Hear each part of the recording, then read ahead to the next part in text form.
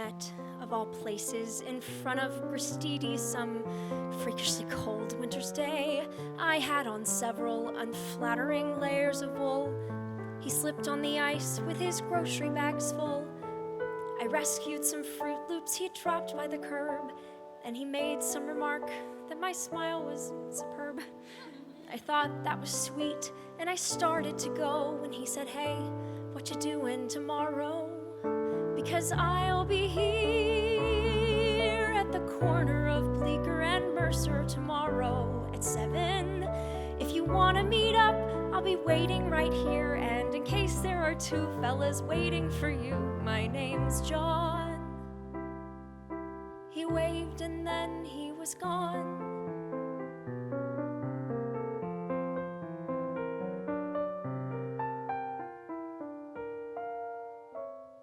Well, needless to say, I went back there to meet him, mostly to see if he'd show, and there he was out in the cold with his jacket pulled tight. He took me to dinner and kissed me goodnight. The next week we went to this terrible play, and the week after that drank hot chocolate all day, when suddenly 8 or 9 months had gone by when he said, "Hey, what you doing the rest of your life? Because I'll be here right beside you as long as you want me to be. There's no question, there is nothing I've wanted so much in my life. This might sound immature, but I'm totally sure you're the one." And we had just begun. We got hitched in September, our favorite month, with a rock band that played in this old synagogue. And we bought an apartment on West 17th Street and talked about children and getting a dog.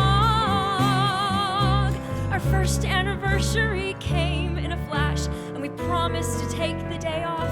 He had to stop into his office that morning, and so I went walking uptown to this bakery I know, when I heard on the street what I thought was a joke, till I noticed the sirens and saw all the smoke.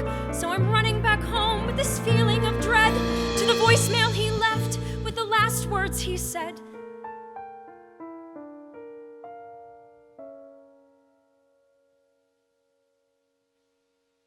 "I'm sorry. I don't mean to ruin your evening by bringing up all of this stuff. You're probably wondering why I even called you tonight. Well, today something happened that spooked me, all right. I discovered his Fruit Loops still there on the shelf, and I cried and I couldn't get hold of myself. When as sure as I breathe, I heard John clear as day saying, 'Hey, you're allowed to move on. It's okay. Because I'll be here, even if you decide to get rid of my favorite sweater. Even if you go out on my birthday this year, instead of sitting at home letting all of life's moments pass by. You don't have to cry, because I'll be here when you start going back to the places we went to together. When you take off my ring and you let yourself smile. When you meet someone handsome and patient and true. When he says that he wants to be married to you. When he calls you one night and he meets you downtown, and you finally answer him, yes. Yes, Jason, I will marry you. I will give you my heart. It has taken so long, but I'm ready to start. Right now, John's whispering congrats in my ear, 'cause I finally let myself tell you that I will be